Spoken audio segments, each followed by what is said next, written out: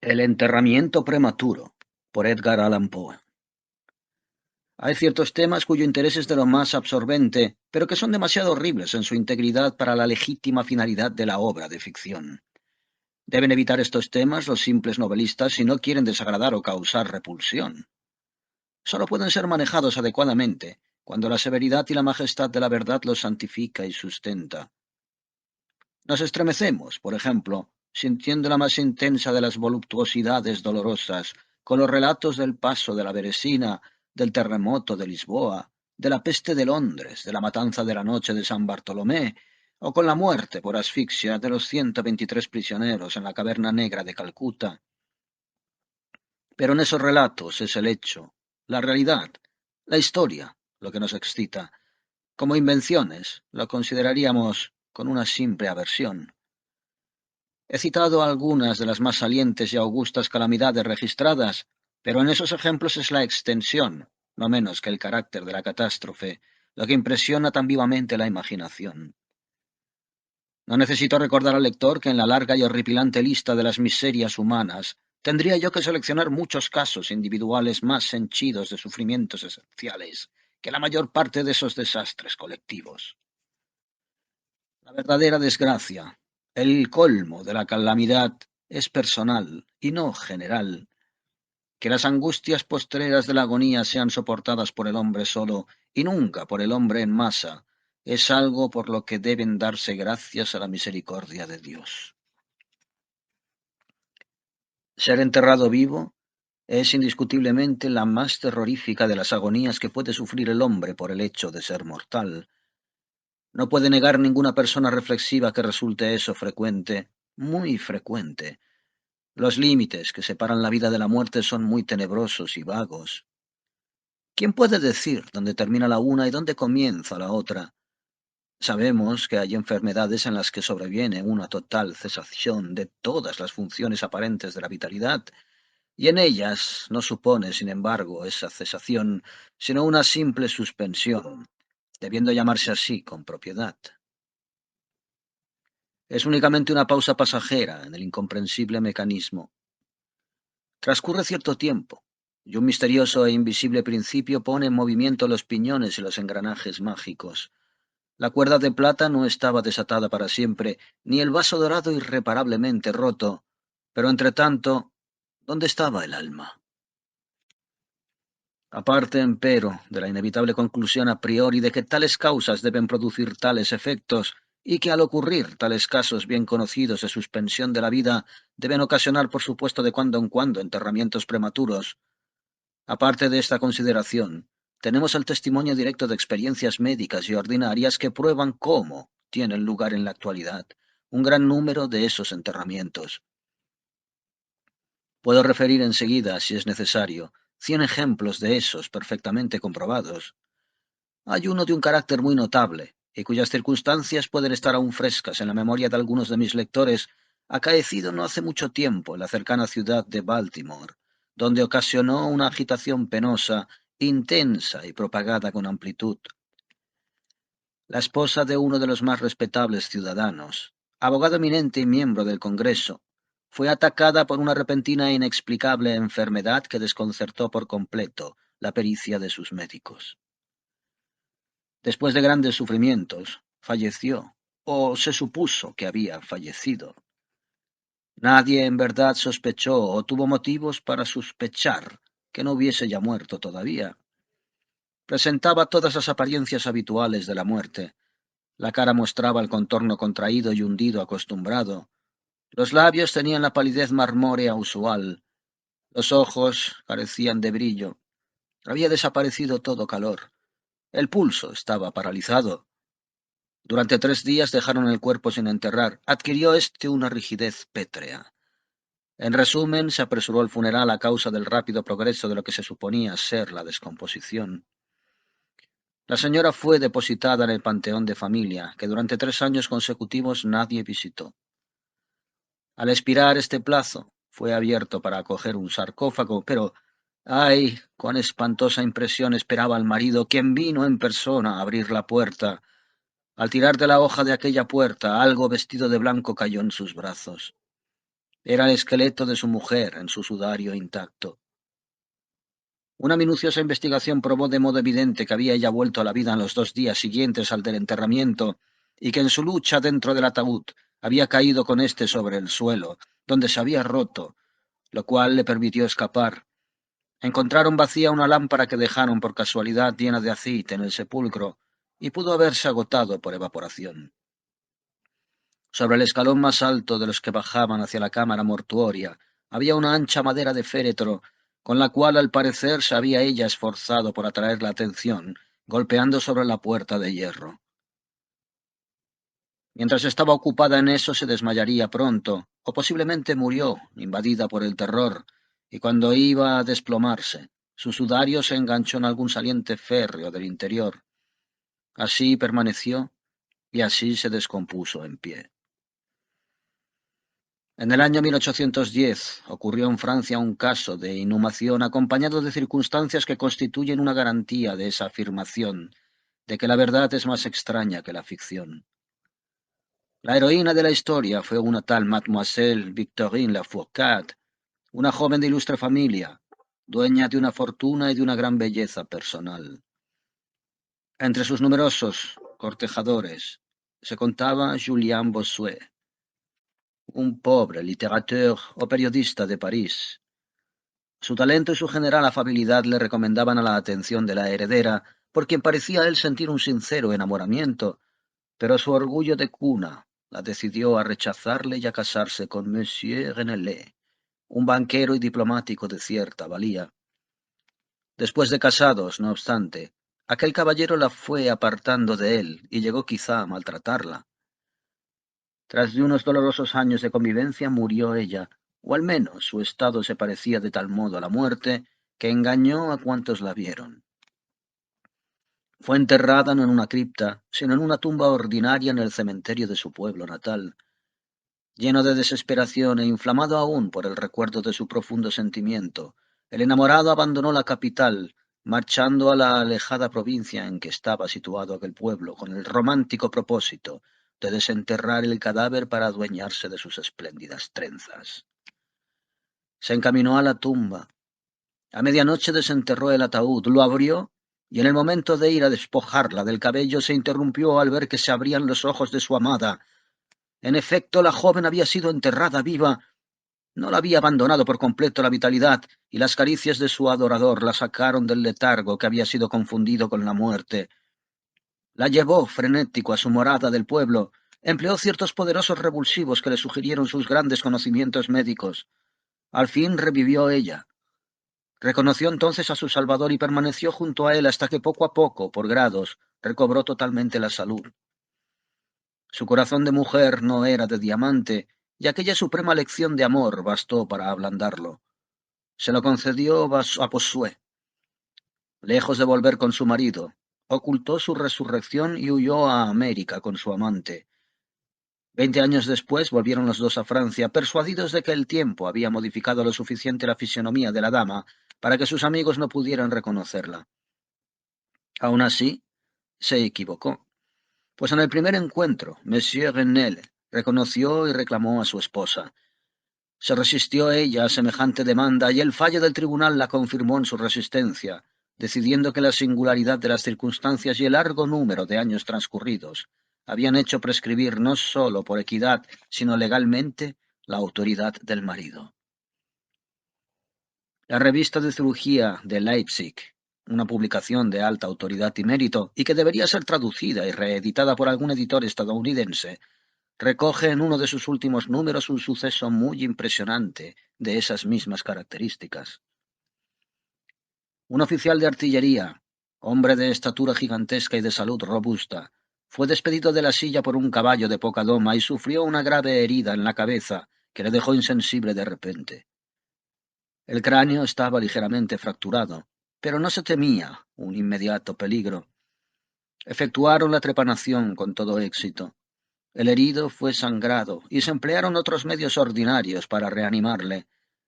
Sin embargo, cayó él poco a poco en un estado de embotamiento cada vez más desesperado y por fin se creyó que había fallecido. Como el tiempo era caluroso, Lo enterraron con una indecorosa precipitación en uno de los cementerios públicos. Se celebraron los funerales el jueves. Al domingo siguiente, el recinto del cementerio estuvo, como de costumbre, atestado de visitantes, y alrededor del mediodía suscitó una intensa emoción la declaración de un hombre del país diciendo que cuando estaba sentado sobre la tumba del oficial había percibido con claridad una conmoción en la tierra, como si alguien luchase allí debajo. Al principio se prestó poco crédito a la declaración de aquel hombre, pero su visible terror y la obstinación furiosa con que persistía en su relato produjeron al cabo su natural efecto en la multitud.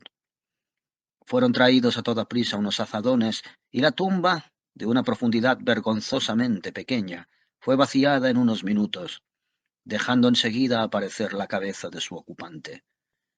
Tenía éste entonces todo el aspecto de un muerto, pero estaba casi de pie en la caja, cuya tapa había levantado en parte. Fue transportado desde luego al hospital más próximo, donde declararon que vivía aún, aunque en estado de asfixia.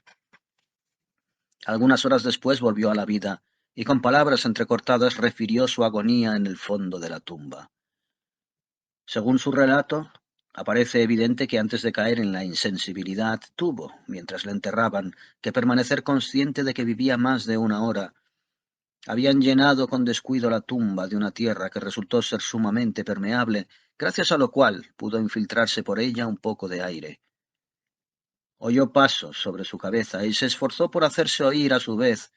Según él, el ruido de la multitud sobre el suelo del cementerio fue el que le despertó de su profundo letargo, pero no bien estuvo despierto, se dio plena cuenta del espantoso horror de su situación. Habiendo mejorado su estado, según dicen, el enfermo parecía en vías de completa curación cuando sucumbió víctima del charlatanismo de un experimento médico. Le fue aplicada una batería eléctrica y expiró de repente en uno de esos paroxismos estáticos que ocasiona a veces ese procedimiento. Al mencionar la batería eléctrica, vuelve a mi memoria un caso muy conocido y realmente extraordinario, en que su acción demostró eficacia haciendo volver a la vida a un joven procurador de Londres, enterrado desde hacía 2 días. Ocurrió esto en 1831 y produjo en aquella época una gran sensación en todos los sitios donde se habló del asunto. El paciente Mr. Edward Stapleton murió aparentemente de fiebre tifoidea, acompañada de ciertos síntomas anormales que despertaron la curiosidad de los médicos que le atendían. Cuando le creyeron muerto, rogaron a los amigos del difunto que autorizasen un examen post-mortem, pero les fue negado. Como sucede con frecuencia cuando se reciben tales negativas, los profesionales decidieron exhumar el cuerpo y practicar la autopsia despacio y en privado. Se llegó a un acuerdo fácilmente con una de esas numerosas empresas dedicadas a tal género de trabajos que abundan en Londres, y la tercera noche después del funeral, el supuesto cadáver fue desenterrado de una tumba de 8 pies de profundidad y depositado en la sala de operaciones de un hospital particular. Acababan de practicar una incisión de cierta extensión en el abdomen, cuando el aspecto fresco e inalterable del sujeto sugirió la idea de una aplicación de la batería. Los experimentos se sucedieron, produciéndose los efectos habituales sin ocurrir nada característico bajo ningún concepto, excepto en una o dos ocasiones en grado mayor de apariencia de vida que de ordinario en la acción convulsiva. Se hacía tarde, despuntaba el día y había que pensar por último en algún medio para realizar al punto la disección. A todo esto, un estudiante se mostraba deseoso en sumo grado de comprobar una teoría suya e insistió en aplicar la batería a uno de los músculos pectorales. Se hizo una gran incisión previa y colocaron enseguida un alambre en contacto con ella. Entonces el paciente, con un rápido aunque nada convulsivo movimiento, se levantó de la mesa, dio unos pasos por en medio de la estancia, miró a su alrededor desasosegado durante unos segundos y luego habló. Lo que dijo era ininteligible, pero pronunció unas palabras. Silabeaba con precisión. Después de haber hablado, se desplomó pesadamente sobre el suelo. Durante algunos instantes permanecieron todos paralizados de terror, pero la urgencia del caso los hizo recobrar pronto su presencia de ánimo. Se vio que Mr. Stapleton estaba vivo, aunque desmayado. Le dieron éter a oler y revivió, recobrando rápidamente la salud y siendo devuelto a la compañía de sus amigos, quienes no tuvieron conocimiento de su resurrección hasta quedar descartado todo temor de una recaída. Puede imaginarse su asombro, su arrebatada estupefacción al saberlo. La más emocionante particularidad de este suceso, sin embargo, va unida a las afirmaciones del propio Mr. Stapleton. Declaró que en ningún momento había estado completamente insensible y que de un modo sordo y confuso se dio cuenta de cuanto le sucedió desde el instante en que los médicos pronunciaron la palabra muerto hasta que cayó desmayado sobre el suelo del hospital. Estoy vivo, eran las palabras incomprendidas que al reconocer la sala de disección procuró emitir angustiado. Sería cosa fácil multiplicar relatos como estos, pero me abstengo de hacerlo, pues en realidad no es necesario para afirmar el hecho de que ocurren tales enterramientos prematuros. Cuando pensamos lo raro que es, debido a la naturaleza de los casos, que esté en nuestro poder descubrirlos, debemos admitir que pueden suceder con mayor frecuencia sin conocimiento nuestro. Entre los cementerios cuya monda se realiza con algún fin, y en bastante extensión, hay en verdad muy pocos donde no se encuentren esqueletos en posturas que sugieren las más espantosas sospechas. Espantosa es, por cierto, la sospecha, pero es más espantosa aún esa sentencia de muerte. Puede afirmarse sin vacilación que no existe hecho tan apropiado para inspirar la suprema angustia corporal y mental como el de un enterramiento en vida. La insoportable opresión de los pulmones, los vapores sofocantes de la tierra húmeda, lo ajustado del sudario, el rígido abrazo de la estrecha morada, las tinieblas de la noche absoluta, el silencio parecido a un mar arrollador, la invisible pero palpable presencia del gusano triunfante. Estas cosas, con el pensamiento del aire y de la hierba de encima, unido al recuerdo de los amigos queridos que volarían a salvarnos si tuviesen noticia de nuestro destino, la conciencia de que ese destino no podrán conocerlo nunca, y de que nuestra fatalidad sin esperanza es la muerte efectiva. Estas consideraciones, digo, aportan al corazón que todavía late un horror tan espantoso e insufrible que la más intrépida imaginación tiene que retroceder ante él. No conocemos nada tan angustioso sobre la tierra, ni podemos soñar nada que sea la mitad de horrendo en las regiones más profundas del infierno. Y por eso todos los relatos acerca de dicho tema tienen un hondo interés, un interés que aun así, a través del sagrado terror del tema mismo, proviene de un modo propio y peculiar de nuestra convicción respecto a la verdad del tema relatado. Lo que voy ahora a contar está tomado de mi propio conocimiento, de mi experiencia positiva y personal. Durante varios años he sufrido ataques de ese trastorno singular que los médicos coinciden en denominar catalepsia, a falta de un nombre más concreto. Aunque las causas inmediatas y preparatorias y hasta el actual diagnóstico de esa dolencia sean misteriosos, todavía su claro y manifiesto carácter es lo bastante conocido. Sus variaciones parecen ser sobre todo de intensidad. A veces el paciente permanece durante un solo día o hasta un lapso de tiempo más breve aún en una especie de letargo exagerado. Está en apariencia insensible e inmóvil, pero el latido del corazón es todavía débilmente perceptible.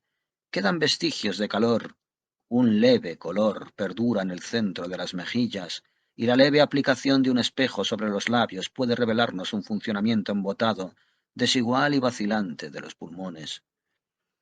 Otras veces la duración del trance es de unas semanas, hasta de unos meses. Durante ese tiempo, el más atento examen, las más rigurosas pruebas médicas no podrían determinar ninguna diferencia material entre el estado del paciente y lo que concebimos como muerte absoluta. Muy a menudo el enfermo se salva de ese enterramiento prematuro no más que porque sus amigos saben que ha estado sujeto, antes, a la catalepsia, a consecuencia de lo cual se suscitan sus sospechas y sobre todo ante la ausencia de descomposición. Los progresos de la enfermedad son, por fortuna, graduales. Las primeras manifestaciones, siquiera notables, son inequívocas. El ataque va haciéndose paulatinamente más claro y dura cada vez más que el anterior. En esto reside para el paciente la principal seguridad de librarse de la inhumación. El infortunado cuyo primer ataque presentase ese carácter extremo que a veces tiene, Estaría casi sin remedio condenado a ser enterrado vivo.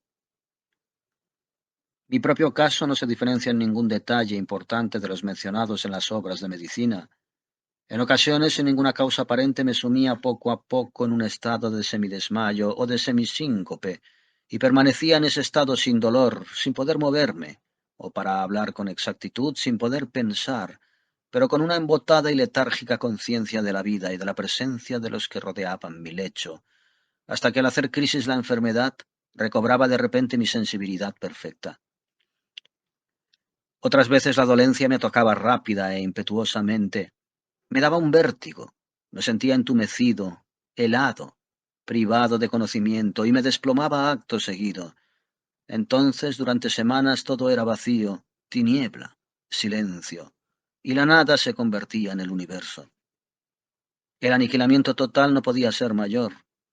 De esos ataques me despertaba de un modo lentamente gradual, que estaba en proporción con lo repentino del acceso.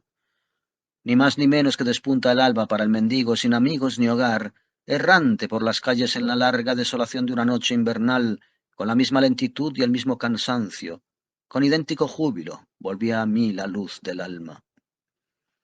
Por lo demás, aparte de esa tendencia a la catalepsia, mi salud general parecía ser excelente. No podía yo percibir que estaba toda ella afectada por una dolencia predominante, a no ser realmente que una idiosincrasia en mi sueño ordinario pueda ser considerada como promotora de aquella. Al despertar de un sueño normal, no podía yo nunca recobrar en el acto la completa posesión de mis sentidos, y permanecía siempre durante varios minutos en un aturdimiento y una perplejidad grandes, con las facultades mentales en general, pero en particular la memoria, interrumpidas por completo. En todo lo que experimentaba no había sufrimiento físico, sino una infinita angustia moral. Mi imaginación tendía a lo fúnebre. Hablaba yo de gusanos, de tumbas, de epitafios. Me perdían sueños de muerte, y la idea de un enterramiento prematuro se adueñaban sin cesar de mi espíritu. El horrible peligro a que estaba expuesto me alucinaba día y noche. Durante el primero, la tortura de esa idea era excesiva. Durante la última, suprema. Cuando la horrenda oscuridad se difundía sobre la tierra, entonces, con un total horror de pensamiento, me estremecía, como tiemblan los penachos de plumas sobre la carroza fúnebre. Cuando la naturaleza no podía soportar el estar despierta más tiempo, consentía yo, no sin lucha, en dormir, pues temblaba pensando que al despertarme podía encontrarme ocupando una tumba. Y cuando por último me hundía en el sueño, era únicamente para precipitarme en un mundo de fantasmas por encima del cual, con amplias, tenebrosas y sombrías salas, se cernía predominante la idea única y sepulcral. Entre las innumerables imágenes lúgubres que me oprimían así en sueños, escogeré para mi relato una sola visión. Me parecía estar sumido en un trance cataléptico de mayor duración y profundidad que de costumbre. De pronto una mano helada se posaba sobre mi frente y una voz impaciente y entrecortada murmuraba la palabra «Levántate» en mi oído. Me incorporé. La oscuridad era total. No podía yo ver la figura de quien me había hecho levantar. No podía recordar el momento en que había caído en trance, ni el lugar donde me hallaba entonces. Mientras permanecía inmóvil, esforzándome por coordinar mis pensamientos, la mano helada me cogió brutalmente de la muñeca, sacudiéndola con aspereza, en tanto que la voz entrecortada volvía a decir «Levántate. ¿No te he dicho ya que te levantes?» «¿Y quién eres tú?», pregunté. «No tengo nombre en las regiones donde habito», replicó la voz lúgubremente.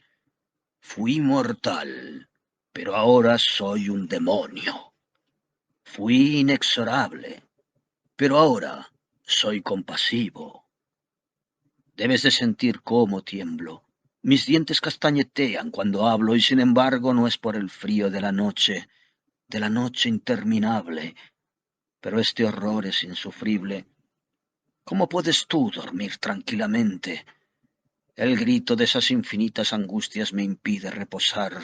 No puedo soportar más esa visión. ¡Levántate! Ven conmigo fuera a la noche y déjame descubrirte las tumbas. No es un espectáculo doloroso. Mira.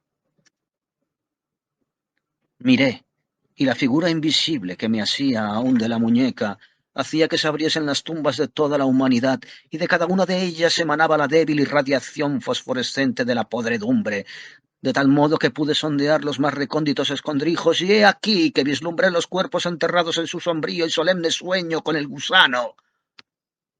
Pero ay, los verdaderos durmientes eran mucho menos, muchos millones menos que los que no dormían en absoluto. Y había allí una débil lucha, y había allí una inquietud general y triste, y desde el fondo de las innumerables fosas subía el melancólico estrujamiento de los sudarios.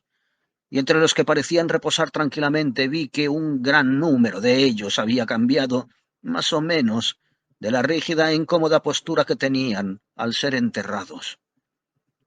Y la voz me dijo cuando yo miraba: «No es esta, no es, di, una visión lamentable».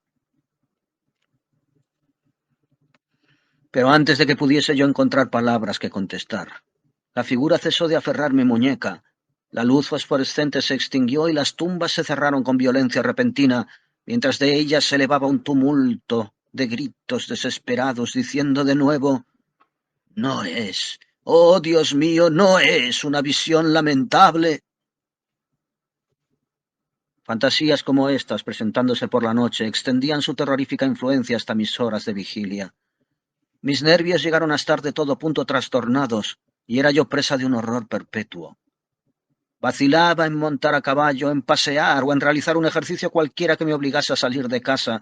En realidad no me atrevía a arriesgarme a ir a ninguna parte lejos de la presencia inmediata de los que conocían mi propensión cataléptica, por temor a caer en uno de mis habituales accesos y a ser enterrado antes de que se pudiesen dar cuenta de mi verdadero estado. Dudaba de los cuidados, de la fidelidad de mis amigos más queridos. Temía que, en algún ataque de mayor duración que la acostumbrada, se persuadiesen de que debían considerarme como irremediablemente perdido. Llegaba yo incluso a temer que, como les ocasionase mucho trastorno, podían ellos alegrarse de considerar algún ataque prolongado como cumplida disculpa para desembarazarse de mi ad perpetuam. En vano intentaban ellos tranquilizarme con las promesas más solemnes. Les exigí los más sagrados juramentos de que en ninguna circunstancia me enterrasen hasta que la descomposición material estuviera tan avanzada que hiciese imposible toda conservación ulterior. Y aun entonces mis terrores mortales no atendieron a mi razón ni quisieron admitir consuelo. Ideé una serie de precauciones meditadas. Entre otras cosas, hice reformar el panteón de familia para que pudiera ser abierto con facilidad desde dentro. La menor presión sobre una larga palanca que se prolongaba hasta dentro de la tumba debía hacer girar las puertas de hierro. Mandé hacer también ciertas reparaciones para la libre entrada del aire y de la luz, y colocar unos recipientes apropiados para el alimento y el agua en la inmediata proximidad del féretro, preparado para recibirme. Este féretro estaba cálida y muellamente guateado, y provisto de una tapa, confeccionada según el sistema de la puerta de la cripta, con la añadidura de unos resortes, dispuestos de tal modo que el más débil movimiento del cuerpo bastasen para dejarme en libertad. Además de todo esto, hice colgar del techo del panteón una gran campana, cuya cuerda, según había ideado, pasaría por un orificio hecho en la caja y que estaría atada a una de las manos del cadáver. Pero ay, ¿de qué puede servir la vigilancia del hombre contra su destino? Todas aquellas precauciones tan bien pensadas serían insuficientes para salvar de las supremas angustias de un enterramiento en vida a un infeliz predestinado a esas angustias. Llegó una vez, como había ocurrido antes tantas otras, en que me encontré saliendo de una inconsciencia total con un primer sentimiento débil e indefinido de mi existencia. Lentamente, a paso de tortuga, se acercó la tímida aurora del día psíquico. Un torpe malestar, un sufrimiento apático de sordo dolor, ni inquietud, ni esperanza, ni esfuerzo. Tras de un largo intervalo, un zumbido en los oídos. Tras de un lapso mayor aún, una punzante u hormigueante sensación en las extremidades. Después un período que me pareció cierto, lleno de plácida quietud, eterno, durante el cual los sentimientos se despiertan y luchan por transformarse en pensamientos. luego una breve y nueva zambullida en la nada, después una repentina vuelta a la vida, por último un ligero temblor de los párpados y sin tardanza, una conmoción eléctrica de horror, espantosa e indefinida que hace refluir la sangre a torrentes desde las sienes al corazón. Y entonces el primer esfuerzo positivo por pensar. Y entonces un éxito parcial y desvanecedor. Y entonces la memoria que ha recobrado su dominio para que en cierta medida tenga yo conciencia de mi estado. Siento que no me despierto de un sueño ordinario. Recuerdo que soy propenso a la catalepsia, y a la postre, como por el oleaje de un océano, mi espíritu estremecido es arrollado por el horrendo peligro, por la única, espectral y predominante idea. Durante algunos minutos después de que esta fantasía se adueñaba de mí, permanecía sin movimiento. ¿Y por qué? No podía copiar valor para moverme. No me atreví a hacer un esfuerzo para darme cuenta de mi suerte, y aún así había algo en mi corazón que me murmuraba que era seguro. Una desesperación, como no existe en ninguna clase de infortunio, ni ha podido recordarse nunca, me apremiaba después de larga vacilación para que levantase las pesadas cortinas de mis ojos. Estaba todo oscuro. Supe entonces que la crisis había pasado. Supe que aquella crisis de mi dolencia había cesado hacía largo tiempo. Supe que había recobrado ahora en absoluto el uso de mis facultades visuales, y no obstante que todo estaba oscuro, que era la noche intensa y totalmente desprovista de rayos que durará siempre. Intenté gritar, y mis labios y mi lengua resecos se agitaban convulsivamente en la tentativa, pero ninguna voz brotaba de mis pulmones cavernosos que, oprimidos como por el peso aplastante de una montaña, jadeaban y palpitaban lo mismo que mi corazón a cada penosa y dificultosa inspiración. El movimiento de mis mandíbulas en el esfuerzo para gritar con fuerza me probó que las tenía atadas como se suele hacer con los muertos.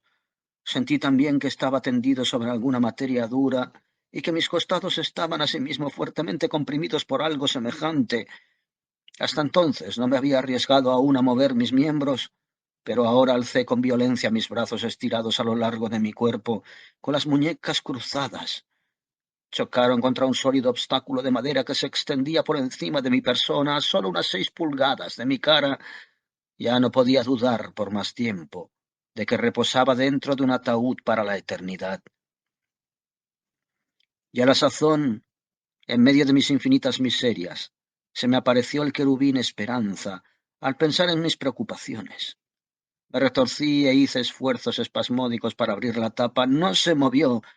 Palpé mis muñecas para asir la cuerda de la campana. No la encontré.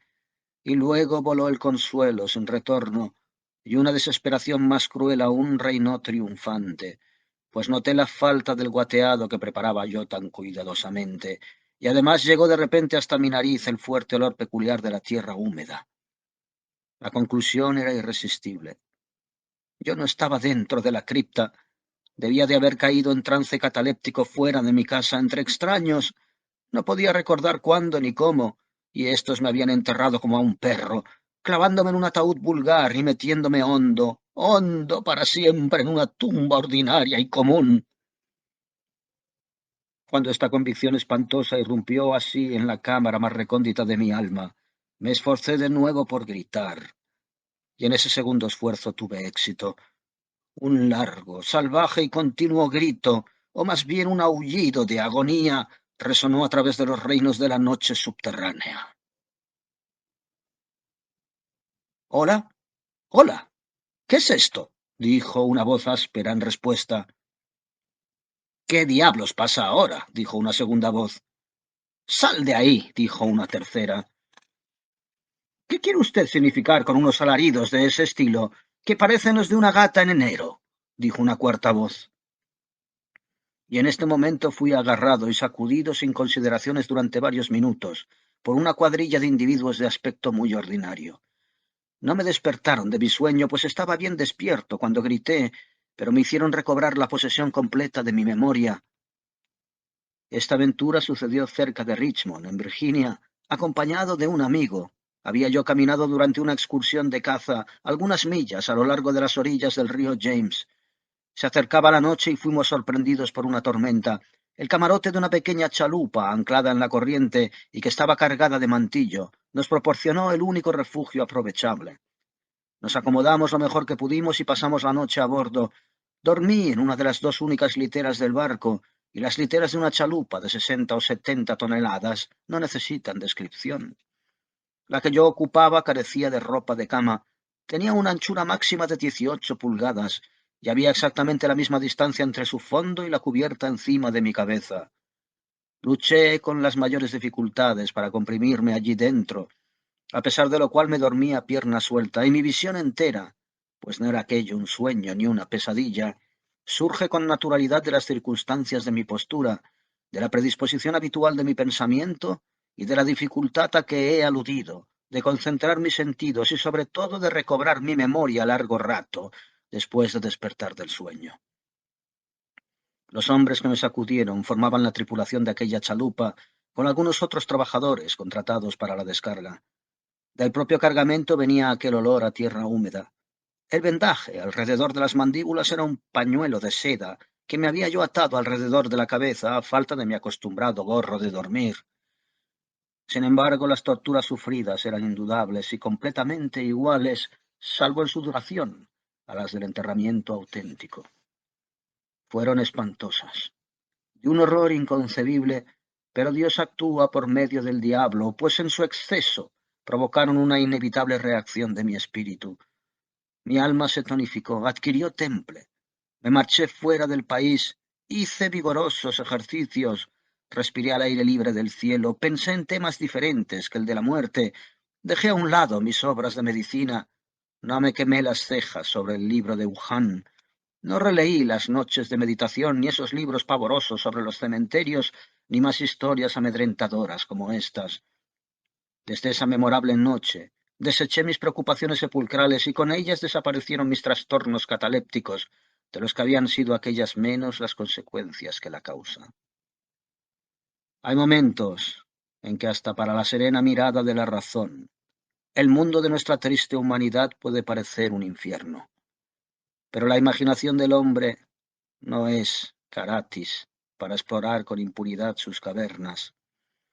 Ay, la triste legión de terrores sepulcrales puede ser considerada como enteramente fantástica, pero semejante a los demonios en compañía de los cuales hizo Afrasiab su viaje bajando por el Oxus. Deben ellos dormir o devorarnos. Deben soportarse como un sueño, porque si no, nos harán perecer.